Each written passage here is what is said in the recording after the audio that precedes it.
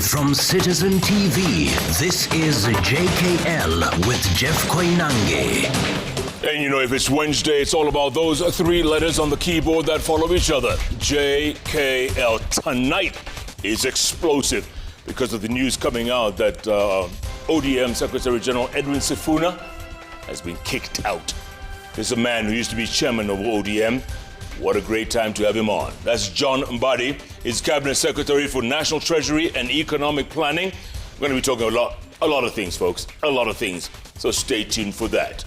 Ayub and I will be on hand to tell you the latest. By the way, this day, 36 years ago, February 11th, 1990, Nelson Mandela walks out of Victor Verster prison. The long walk to freedom.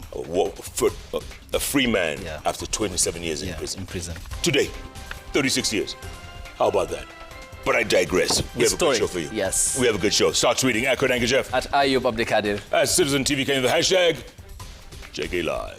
JKLive begins right now. Tonight. Having deliberated on matters relating to the conduct of the Secretary General, Senator Edwin Sifuna, the NEC resolved to remove him from office with immediate effect in accordance with the party constitution. You are fired. Oburu's broad-based faction stamps authority in ODM as late Raila Odinga protege Edwin Sifuna is removed as the party's Secretary General.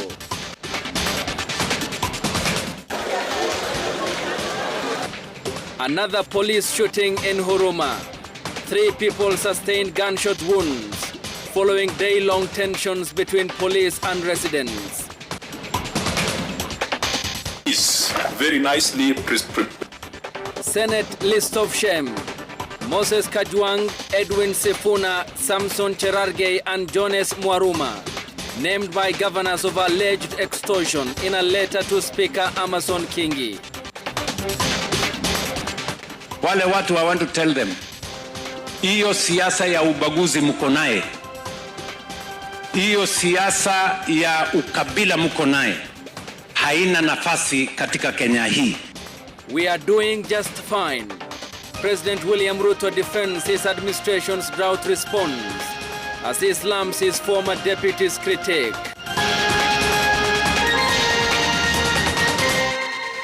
Yola Nzale is our sign language interpreter. ODM's National Executive Committee has resolved to remove Nairobi County Senator Edwin Sifuna as the party's Secretary General with immediate effect. In a day-long meeting held in the county of Mombasa, the party's top decision-making organ accused the Nairobi senator of undermining the party's position and the existing leadership structure. And as Stephen Leto tells us in the following report, the ODM's National Executive Committee has now called for an urgent National Delegates Convention to ratify its decisions. The National Executive Committee members who all trooped to the coastal city of Mombasa Tuesday evening held a day-long meeting to deliberate on the conduct of Nairobi Senator Edwin Sifuna, who was serving the party as Secretary General. After long hours of closed-door deliberations, ODM's NEC decided it was time to get rid of Sifuna from the powerful office. Having deliberated on matters relating to the conduct of the Secretary General, Senator Edwin Sifuna, the NEC resolved to remove him from office with immediate effect in accordance with the party constitution and applicable laws. The Orange NEC says it arrived at the decision after several instances where the Secretary General opposed critical party positions. The NEC expressed grave concern over the rising levels of indiscipline within the party, particularly at the senior leadership level.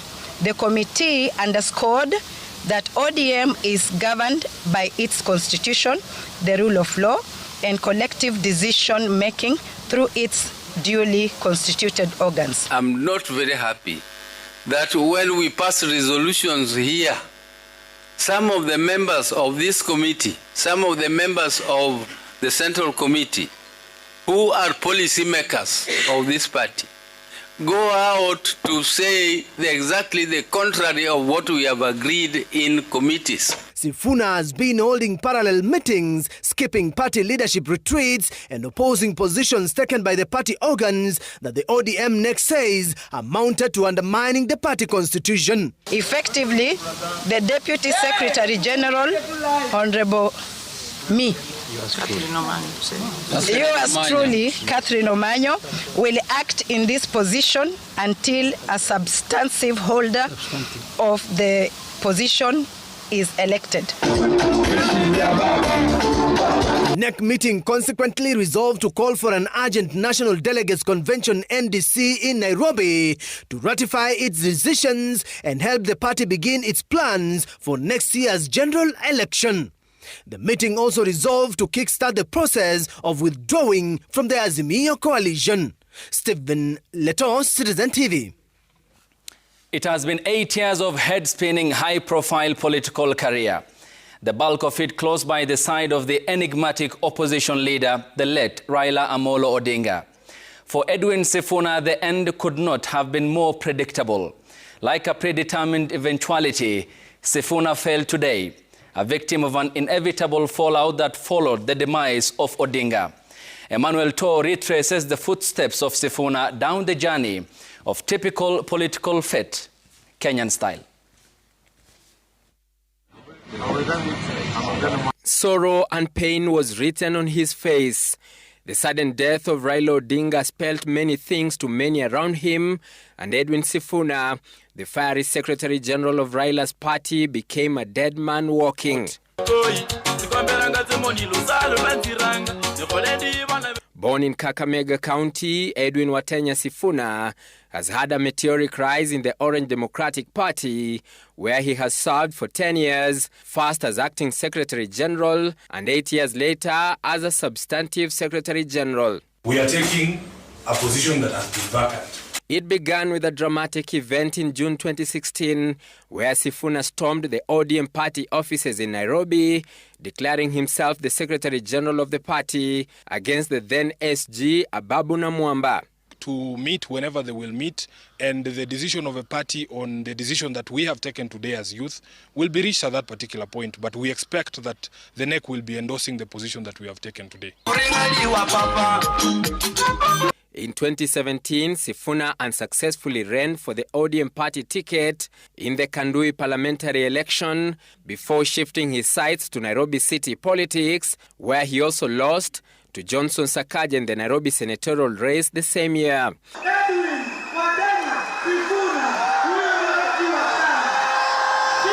A confident, straight shooter and a trusted foot soldier of the former ODM party leader, the late Raila Odinga, Sifuna will then be elected ODM Secretary General in 2018 during the ODM National Delegates Convention at the Kasarani Gymnasium in Nairobi. 5 years after his failed stab at the Senate, Sifuna clinched the Nairobi senator position with a resounding win in the 2022 general election. He also serves as the deputy minority whip of the Senate. The party chairs and the secretary generals to join in. However, the 44-year-old firebrand legislator's dwindling fortunes in the 20-year-old party came after the handshake between President William Ruto and the former Prime Minister Raila Odinga in 2024 at the height of the Gen Z-led protests, which saw 5 ODM stalwarts appointed to cabinet. Sifuna will half-heartedly attend the signing of the ODM UDA deal in March last year on the implementation of the NADCO and the agreed 10-point agenda. And before the ink could dry on the agreement, Sifuna denounced the document as an act of political conmanship. His then party leader Raila Odinga would occasionally defend him, emphasizing the need for democracy in ODM when calls for his removal grew louder. Kama Sifuna ameongea, ako na haki ya kuongea. Ndio ni mauti za chama.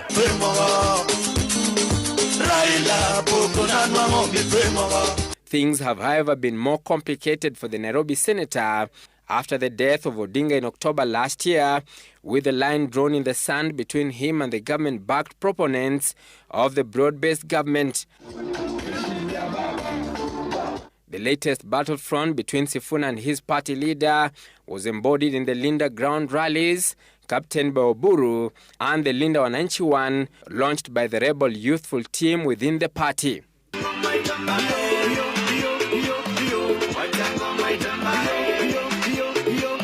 Sifuna is yet to comment about his removal, but he has left a cryptic message on his social media platforms, hinting an upcoming Linda Mwananchi rally in Kitengela, Kajiado County. Emmanuel To, Citizen TV, Nairobi. All right, thanks so much for that story. Joining me live right now in the studios, very appropriate time, great timing, is the Cabinet Secretary for National Treasury and Economic Planning, Cabinet Secretary John Mbadi Ngongo. Yes. Did I get it right? You got it right. Ngongo. I love it. I love it. You'll tell me later on what that means. For now, you were at the forefront of the campaign to remove Edwin Sifuna from the Secretary General's position. Are you happy now? Well, it's not a question of being happy, Jeff. We need to understand that the most talked about party for almost 2 decades in this country is ODM. And it's not by accident. But we have also to realize that ODM is at a turning point because a bigger part of ODM has been lost. And that is Raila Odinga. If there is any time that ODM needed coherence in terms of communication and unity, it is this time. Tell me something. What sin did Sifuna commit? What sin did Sifuna commit? Sifuna is supposed to be the spokesperson of the party. When you are spokesperson of the party, you don't speak your mind to the public, contrary to what the party has resolved. What you speak is what the party has resolved. So your mind you speak in the meeting. If it is central committee, you express yourself. Once a decision has been taken at the central committee or national executive committee, that binds. If you don't want to communicate that position, the best thing, the most honorable thing you do is to quit that position. Why not just reprimand him? Or do you think he was a loose cannon? I am not sure whether he hasn't been reprimanded or what exactly reprimand means here. Because we have different ways of reprimanding party officials. Parties don't go out to shout to Kenyans that we are reprimanding our party leader or we are reprimanding our Secretary General or the chairperson. What parties do is to talk to you, and if you cannot listen to the party, then the party takes a decision. And the decision can be taken at the party organs. And I'm happy that at least the party organs are now acting. And to me, they have acted within the law, within the constitution of the party. National Executive Committee has just recommended. Sifuna has not been removed. He has been recommended for removal. And in its place, the moment you recommend, then you put acting until it is ratified. First, it should go to the National Governing Council. Then it goes to the National Delegates Conference. By the way, National Governing Council can put an acting Secretary General who would effectively execute the mandate of Secretary General, awaiting the ratification by NDC. Yeah. So, listening to what came out of Mombasa, I think the party has followed the party constitution. You were party chairman for 8 years, right? For 11 years. For 11 years, yes. Pardon me, 11 years. Are we expecting more changes? What happens to Babu Owino? What happens to Governor Orengo? You know, there are people who don't hold substantive positions in the party. If they do hold substantive positions in the party, and their sentiments and remarks is causing disharmony in the party, then of course they should follow suit. But remember, Sifuna was not just any other member. This is the Secretary General of the party. And let me tell you, Jeff, and my position has always been that sometimes we pretend a lot. The direction Sifuna had taken, any senior party official in this country, and the history is full of these examples, who has taken such a trajectory, has never remained in that political party. So it was actually a waste of time expecting a miracle out of nothing, to expect that Sifuna would still remain in ODM. What about Governor Orengo? Orengo, his disruptive politics is something that I am used to, but I would not be surprised if Orengo came back to ODM, mainstream ODM, because he's someone I know. Yeah. I don't want to go beyond that. Yeah. He's someone I know. Listen, Waziri, you at one point were one of the most outspoken critics against President William Ruto. You. What happened? What changed? Or is it a case of he who pays the piper calls the tune? You see, Jeff, we have been fierce critics of many leaders in this country. By the way, I was more of a fierce critic of Kibaki. We worked with Kibaki. By the way, Jeff, you may not know. In 2002, I never imagined that we would support Kibaki. If I shared with you a dream that I had that year that Kibaki was going to be that Kibaki became the president, and I was very unhappy the following day, and I shared with my friends. One of them was an ardent supporter of Kibaki, and he asked me, buddy, but that can happen. I told him, are you out of your mind? Which God can allow Kibaki to be president in this country? But Raila said Kibaki Tosha in my presence at Uhuru Park, a rally we organized for him. And you weren't happy about it? And we supported him. Let me tell you also, Uhuru Kenyatta, I stood on the floor of the House of Parliament and said, we don't have a president in this country called Uhuru Kenyatta. That is 2018, and I was thrown out. I was asked to apologize, withdraw and apologize, and I said no. I told Speaker Muturi I would not do it. But it didn't take 2 weeks. And Baba told us there is a handshake, and he went ahead and there was a handshake, and we shared and discussed. Now, on specific question of President Ruto, yes, I did not support him, but it was our party leader who, after discussion, agreed that we work together. And by the way, people, I have forgotten this, but before Raila even sent us to work in the government, he brought the matter before the Central Committee. And the resolutions of the Central Committee was read by Edwin Sifuna, not any other person. Wow. Edwin Sifuna. Yeah. And we gave Raila the go-ahead to go and work with President Ruto. So when I hear people saying that the party had not sanctioned the working with Ruto, what we have not sanctioned is stopping to work with Ruto. That is what the party ODM has not sanctioned. But so far, the party ODM, which I chaired for 11 years, during the time I was still the chairman, sanctioned the working with Ruto and UDA. Yes. We're going to talk a lot more in a little while. We'll just do some news and business. We'll talk a lot more, including the Kenya Pipeline Company IPO. We've got 8 days to go. Actually, I thought that was what brought me here, but now you have brought politics. Well, but because politics happens. And we're asking, I agree. Is John Mbadi a bad man or a good man? Ayub, take it away. And he has been a close confidant of the late Prime Minister, so therefore the discussion suffices. President William Ruto has dismissed attacks by his former deputy, Rigathi Gachagua, over the government's development agenda in northern Kenya, insisting that his administration is deliberate and equitable in developing all parts of Kenya. The president's response follows remarks by Gachagua, who accused him of an inadequate response to the biting drought situation in the region and failure to deliver on campaign promises. And as Brenda Wanga now details, Gachagua was also the subject of scathing rebuttal from his successor and the Health CS Adan Duale, who now wants to debate the former deputy president.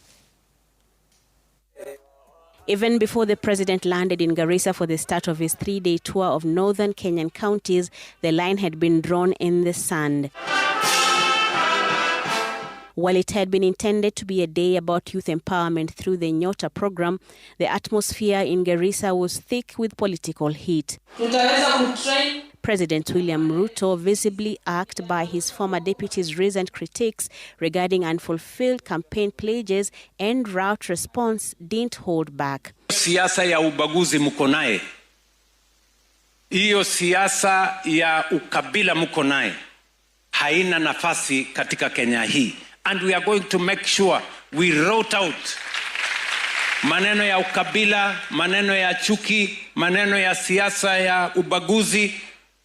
Tutamalizana nayo because kila Mkenya ako na nafasi sawa na haki sawa na Mkenya mwenzake.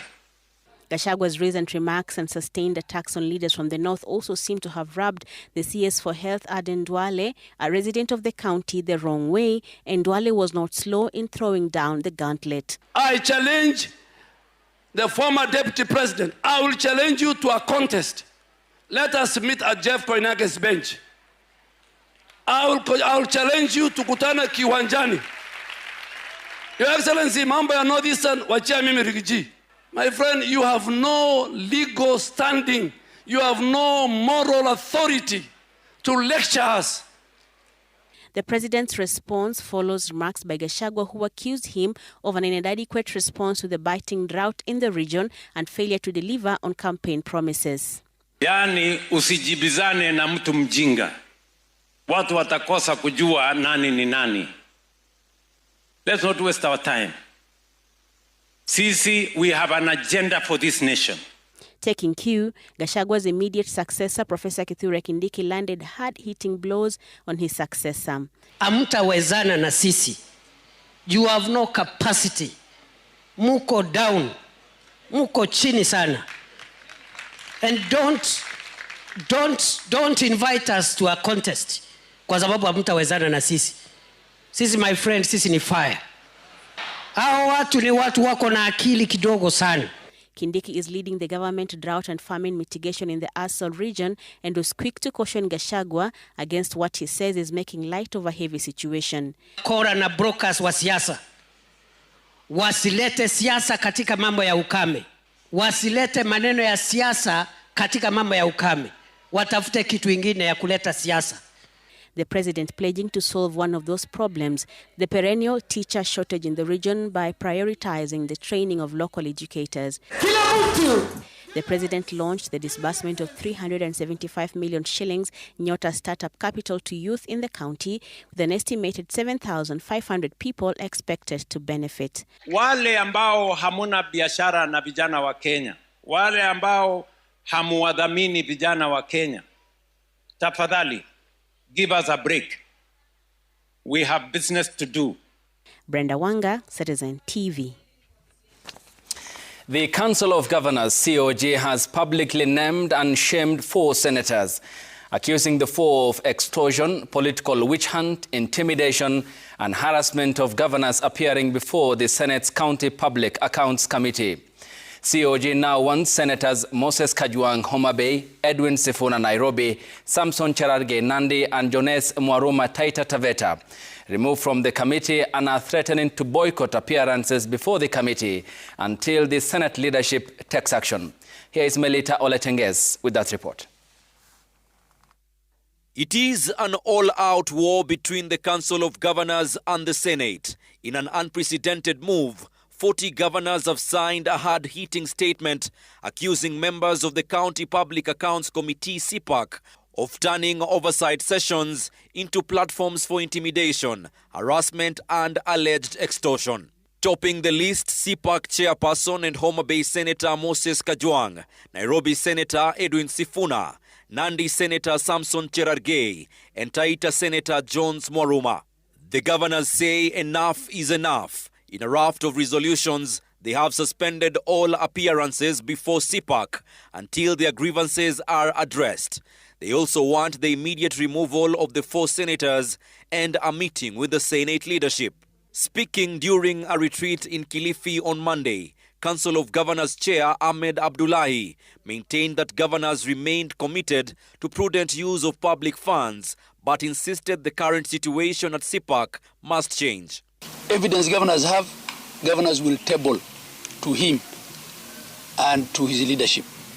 And we're saying something's got to change in that particular committee. Wakati nitaitwa nitakwenda kule. Na niko tayari kumwambia mtu moja kwa moja, wewe umechukua pesa na wache upuzi wako. The escalating standoff opens a can of worms on critical sittings to oversight the spending of county funds, now seemingly a den of graft, raising serious questions about accountability, integrity, and the state of intergovernmental relations. Melita Oletenges, Citizen TV. 3 people were shot by police in Nairobi's Huruma estate during day-long running battles. between the authorities and locals who are protesting the shooting to death of Charlie Acheng, a Kenyan medical KMTC student. The three were allegedly shot as police engaged the protesters. And as Franklin Wala now reports, the injured are nursing gunshot wounds at the Kenyatta National Hospital. Business came to a standstill on Tuesday morning in Nairobi's Huruma estate as locals barricaded roads with stones.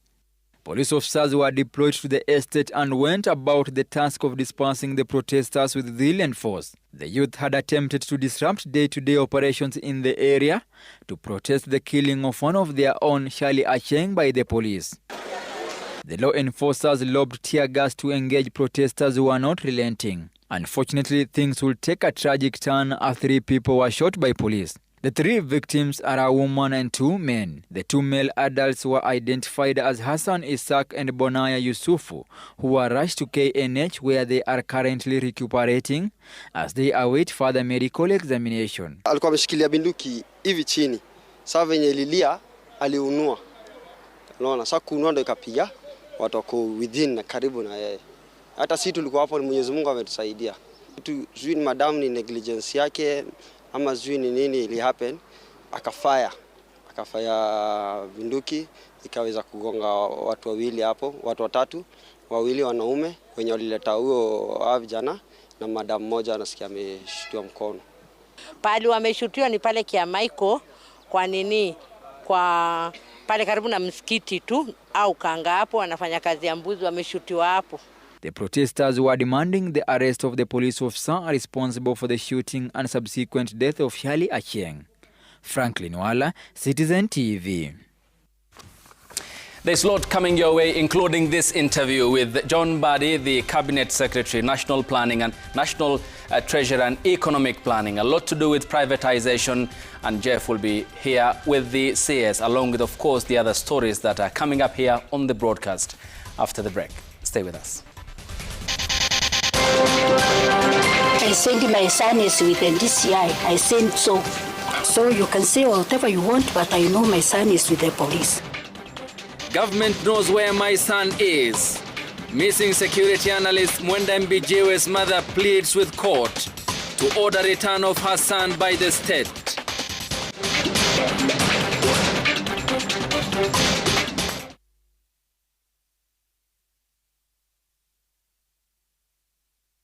Shielding those you love is as easy as choosing Royal Mabati Factory Limited. Get corrugated and box profile at 388 per meter, brick tile at 401 and Roman tile at 500. Enjoy free delivery countrywide. Call us now on 0722 638383.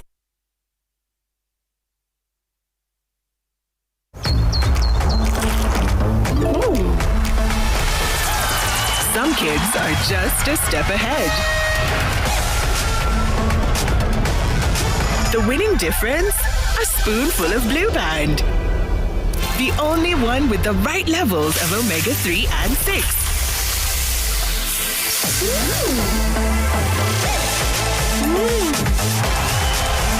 Blue Band. A spoonful of difference. Kote nchini mbele tuendelee, mbele Kenya twende mbele, Kenya twende mbele. NCBA. Go for it.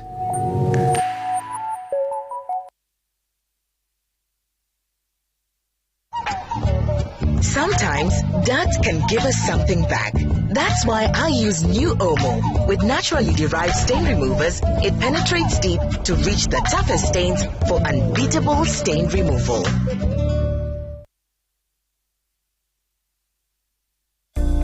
To soothe irritated and dry skin, Vaseline's healing power is able to penetrate beneath the surface of the skin.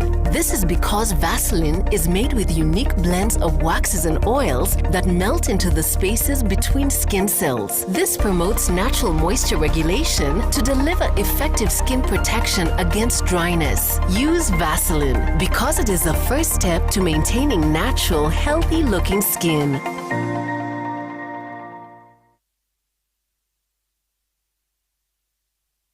Buroti maguta, keja kwa mtaa mambo fiti. Nafungua bahasha wao nikismile, mambo ni murwa, kop imeshikia keda, biza maplot, nikasip tu. Kani flota mboka, reti kotop, nikasip tu. Na payslip yako unaweza pata mobile loan ya 500,000 na personal loan ya 9 million. Tembelea Cooperative Bank branch leo. Cooperative Bank, we are you.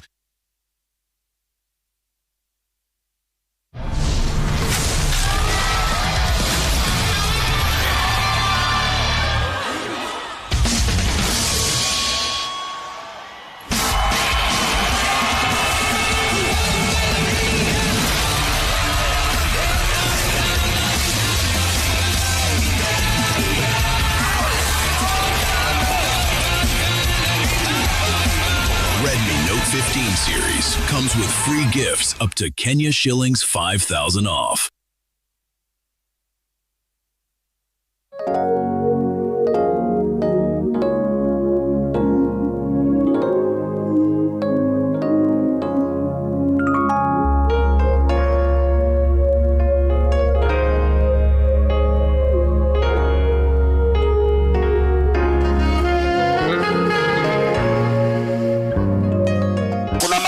Inaenda kuvunjwa kule Central Kenya.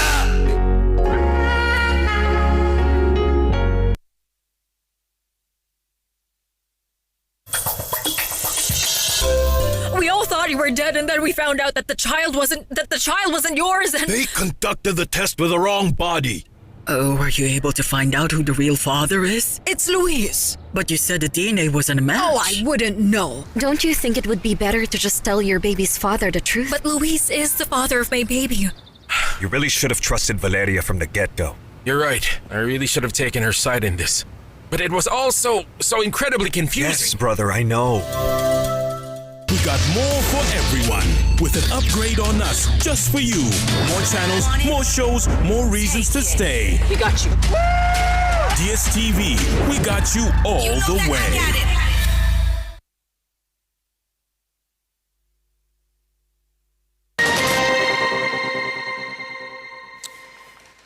Thanks for staying with us. Nairobi County Governor Johnson Sakaja says he is simply collaborating with the national government and will not hand over county functions. In his State of the County Assembly address, Sakaja said the Nairobi Metropolitan Services experiment left the county with pending bills amounting to 16 billion Kenya shillings. Yet he acknowledged that collaboration with the national government remains essential for the city's transformation agenda. Here's Seth Olale with that report.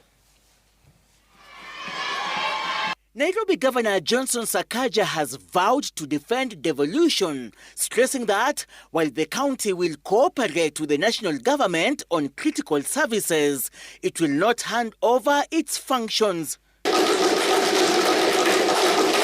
In his State of the County address on the floor of the House, the Nairobi County boss clarified that his county was open to collaborating with the national government rather than outright power shift. The functions bestowed upon the county government of Nairobi by the Constitution will remain county functions. We shall not transfer. We shall not transfer any functions of the county of Nairobi. Governor Sakaja told the plenary that the Nairobi Metropolitan Services experiment had failed, leaving the county with a staggering 16 billion shillings in pending bills. In the year 2020, Nairobi got into a misadventure that ended up being costly. The NMS experiment left us with a 16 billion shillings hole in pending bills. However, the county chief admits that the county government's collaboration with the national government is inevitable in the capital city's transformation agenda. Nairobi is not just a county, it is a capital city. So of course collaboration with the national government is inevitable. In fact, it is encouraged. Nairobi County is seeking additional support to manage essential services including solid waste, water development and road infrastructure. Key collaborations between the county and national government will focus on building new classrooms and resurfacing roads across the city. These initiatives will be supported by national agencies including Kura and Kera.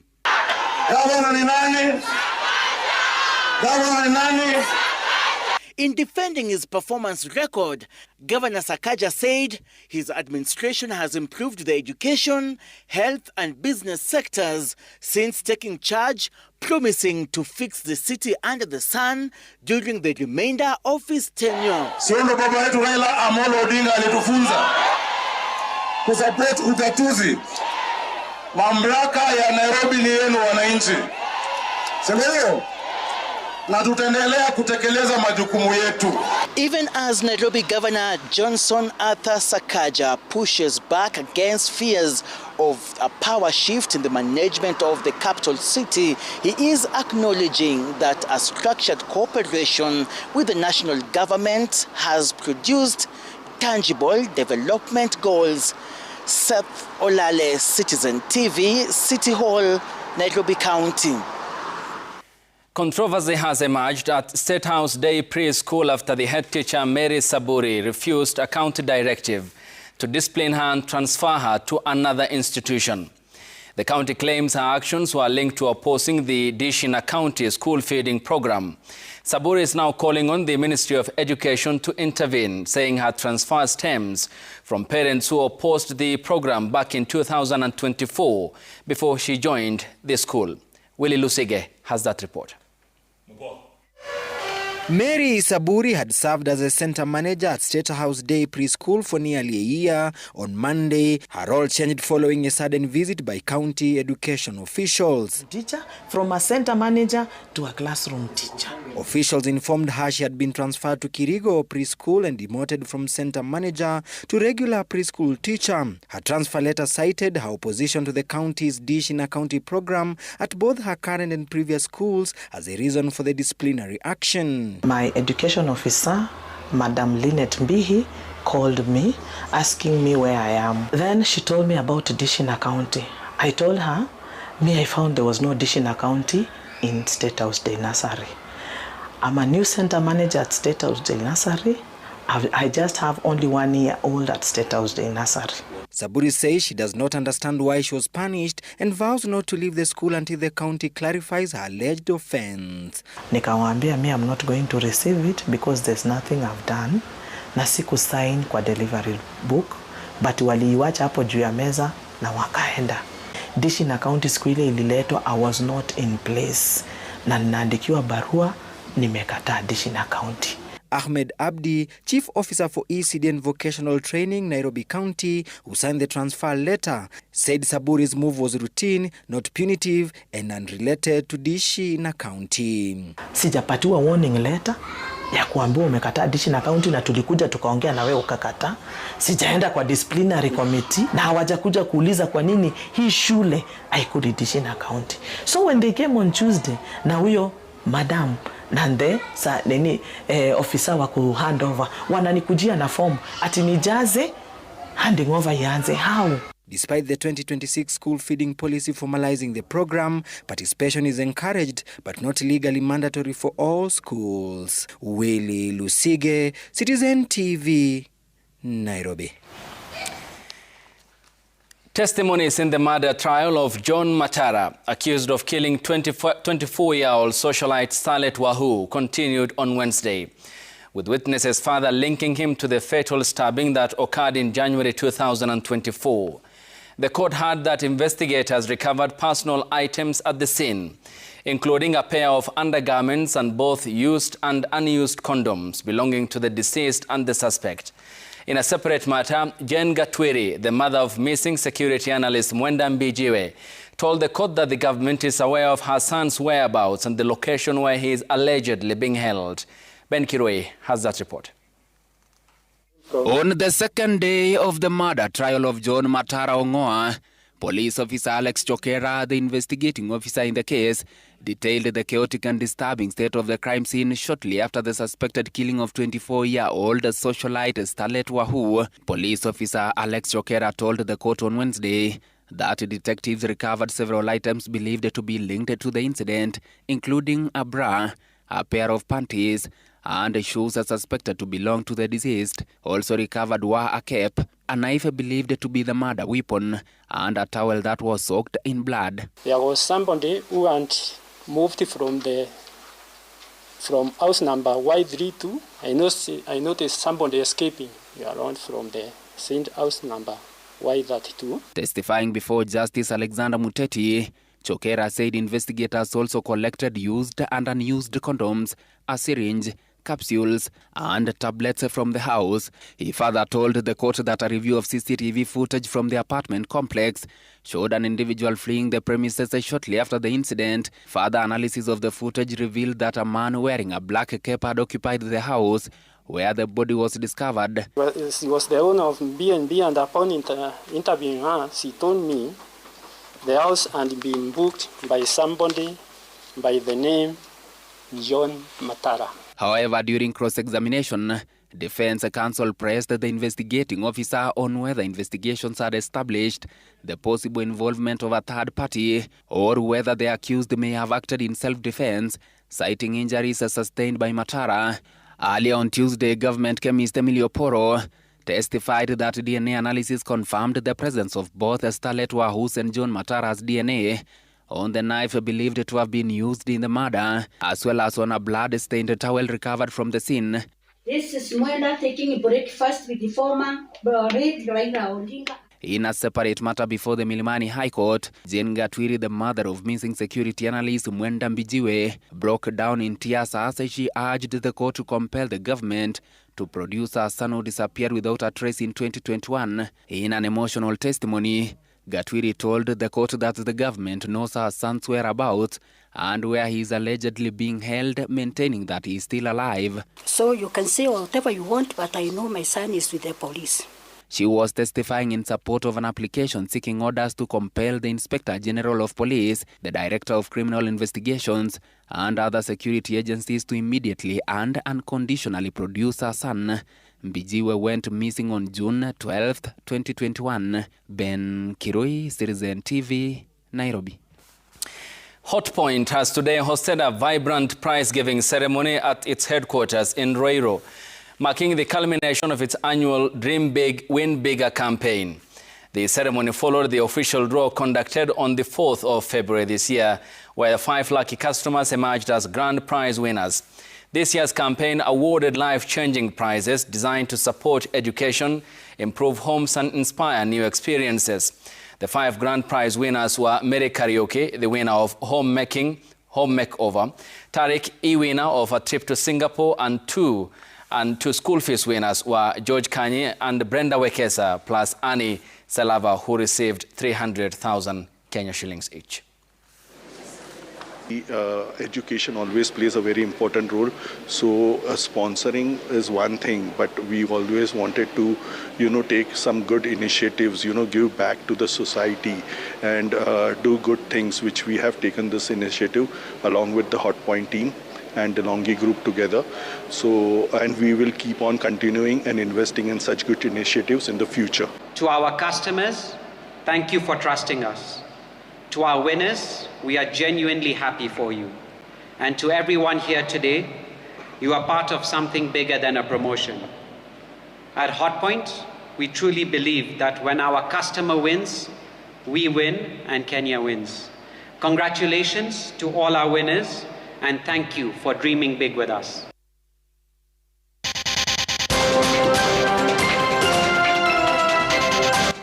Central Bank cuts benchmark rate for the 10th consecutive time to 8.75%, as governor expects benefits to be passed on to borrowers.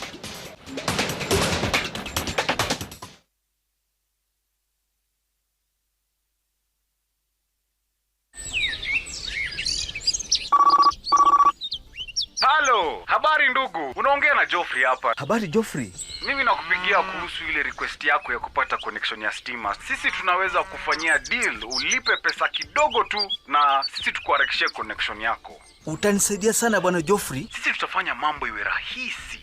Kwa kawaida utalipa 100,000 na utangojea siku mingi. Lakini ukitoa 20,000 saa hii, tunakuconnectia ukuwe na stima hata kesho. Natuma saa hii. We, hao matapeli wamekuja sana. Connection ya stima hufuata process. Hakuna shortcut. Shortcut ni ya wakora. Malipo yote ya Kenya Power hupitia channels rasmi peke yake. We mzee, hizo ni gani unajaribu kunifanyia? Tumekuja kuwashika. Buda boss utamulikwa. Tumekuja kuwashika. A common sign of sensitivity is a short, sharp pain to hot and cold. A lot of my patients have changed a lot of habits. They are no longer eating cold foods, popsicles, things that they love to eat. If you do nothing about it, it will get worse. Sensodyne works by creating a protective layer over the sensitive areas of the teeth. You can go back to eating ice cream and drinking beverages that have ice in it. I recommend Sensodyne for anybody who's suffering from sensitivity. Not just a dreamer, I'm your thank you from the future. Mimi kesho yangu, umenijenga pamoja. I'm that possibility, sparking from the chance you gave to the child. Mimi kesho yako.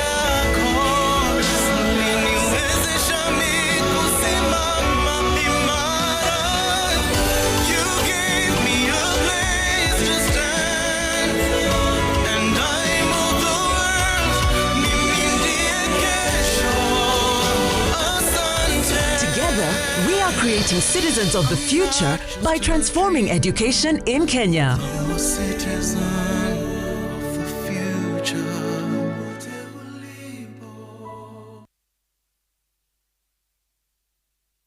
Valentine's is not Valentine's without a little fun and play for the whole family. That's why on the 14th and 15th of February, all roads lead to Gravity CBC Center, Kamakis. Parents and kids are invited for a full day of fun, exciting games, and a captivating pig racing derby at a small fee. And there's more. Enjoy a free extraordinary cultural experience and a guided CBC tour for children from preschool to grade 9, Kosa, Uchekwe. This February, choose Heritage Mabati Mills for love that covers. Get amazing offers on box profile, corrugated, brick tile and Deca roofing tiles. Delivery is free countrywide. Call us on 0746 667 456. Heritage Mabati Mills. The proof is on the roof.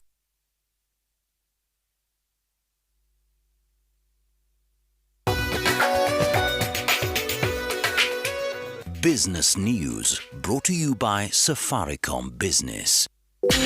With Lipa and M-Pesa, manage payments imekuwa rahisi.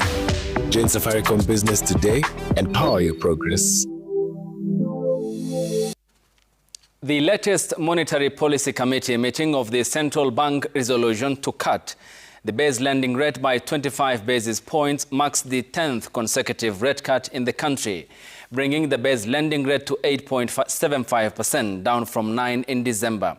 A move that the Central Bank of Kenya Governor Dr. Kamau Thuge says should be translated to borrowers immediately. Jimmy Mbogo has that report. For the 10th time in a row, the Central Bank of Kenya CBK has lowered the base lending interest rate from 9% to 8.75% in a move aimed at making loans cheaper for Kenyans. According to the CBK, the decision was informed by stable inflation rate and signs of economic resilience, noting that short-term rates have continued to decline, further tracking the CBR rate. The governor pointing out that although the rates have been on a downward trend even for commercial banks, the pace has been slower.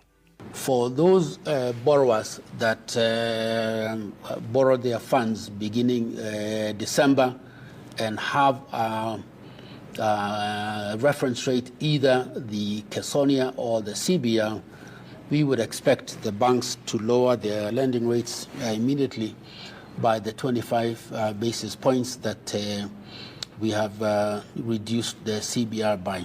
This latest monetary policy decision is set to boost credit to the private sector, with the central bank governor noting that lending to the private sector grew to 6.4% in January, up from 5.9% in December last year, and in a sharp reversal from a negative growth last year.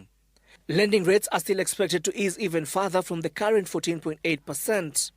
The central bank further remains positive that there is scope for further reduction of the rate. And what are we doing to ensure that borrowers are enjoying the lower lending rates? And this is exactly what we have been trying to do by introducing this new risk-based credit pricing model, which is to ensure that all the banks have a common reference rate, and that reference rate is linked to the policy rate, the CBR, so that when we lower the CBR, there is also a proportionate or even a one-for-one reduction in interest rates. With adequate liquidity ratio in the banking sector, the governor says that all commercial banks in the country will meet the 3 billion minimum capital requirement before the end of the first quarter in March of 2026, even as he welcomed mergers and acquisition in the sector to boost the lenders' capacity. Jimmy Mbogo, Citizen TV, Nairobi. The Ministry of Roads and Transport has assured Parliament and the public that the country's road infrastructure is ready to handle the evacuation of crude oil from South Lokichar Basin to the coast, with exports scheduled to begin in late this year.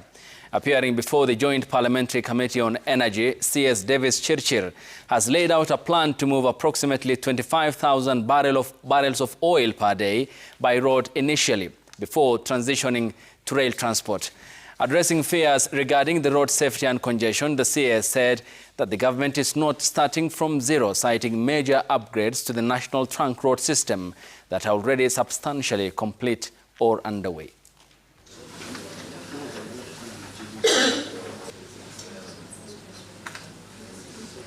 Within the canal and the broader northwest corridor, the government has already delivered critical road links and key bridge structures that enable safe all-weather movement, ensuring that oilfield logistics can connect reliably to the wider corridor network. In addition, the principal national trunk route linking the Rift Valley to Nairobi and almost to Mombasa is being upgraded through major capacity and safety intervention, ensuring that once crude reaches the trunk network, it can move efficiently to the coast and into the port system.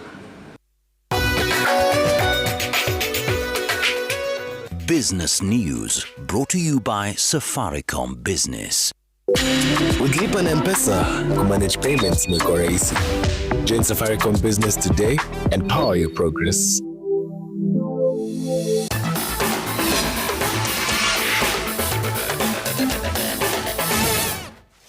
Time for sports, and it's all systems go for the highly anticipated World Rugby Sevens Challenger Series Division 2 opener next weekend.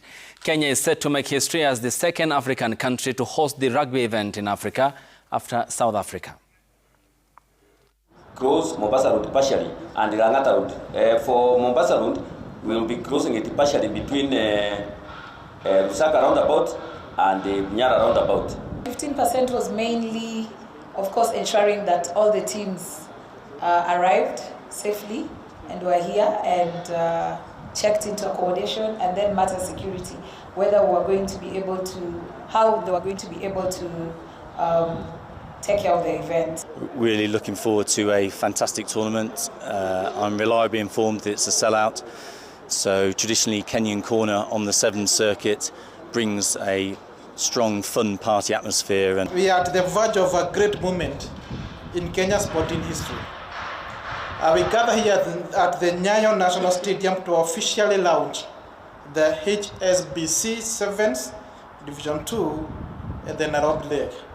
With the exception of South Africa, Kenya is the first African nation to host a 7-series rugby tournament of this scale and magnitude. Skier Isa Labod is ready to make his Winter Olympics debut for Kenya after his compatriot Sabrina Simada pulled out of the competition due to financial constraints. The 18-year-old Labod, who grew up in France, is born to a French father and a Kenyan mother, like many athletes representing less wealthy nations. He has received financial support from the International Olympic Committee and Solidarity Fund, which helped him with the training camps in the summer. Simada, who competed in the 2018 Winter Olympics as Kenya's first alpine skier, was planning to come out of retirement for the Milano Cortina Games, but pulled out at the last minute due to lack of financial support.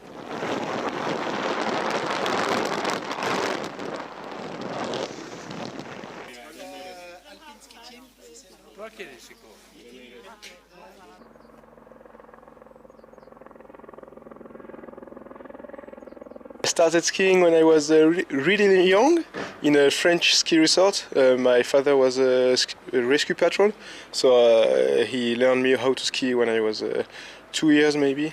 And I started competing at 6 maybe. And after I fell in love with this sport. So. She let me out of this of her story. She told me to be concentrated on me. The Safari Gravel Cycling Series is set to return for the third year with an action-packed 4-leg calendar that will once again bring competitive gravel cycling to some of Kenya's most scenic landscapes. The season opener will be held in Limuru in Kiambu County on March the 7th, a new destination for the series, offering fresh terrain and new challenges for the riders and spectators alike. With the 2 seasons of the series now wrapped up, the Limuru season opener is expected to attract over 700 cyclists from across the region. The second leg, which is a UCI qualifying race, will be held in Naivasha, Nakuru on June the 13th, with the third leg heading to Vipingo on August 28th this year. The new Riders' Choice leg will wrap up on the 24th of October.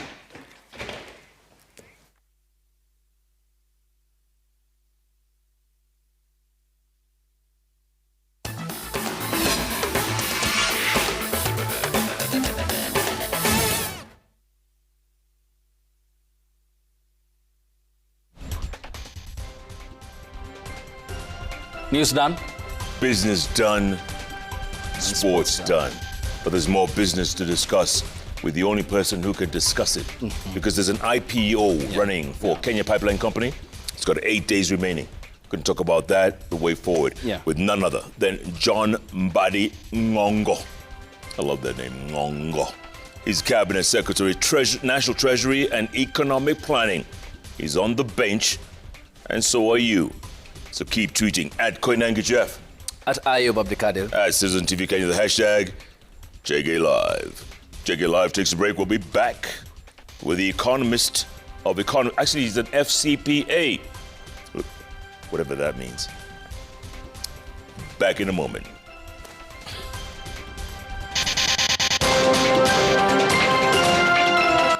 On the bench tonight, we speak to Treasury CS John Mbadi, who is actively driving the privatization of Kenya Pipeline through an initial public offer.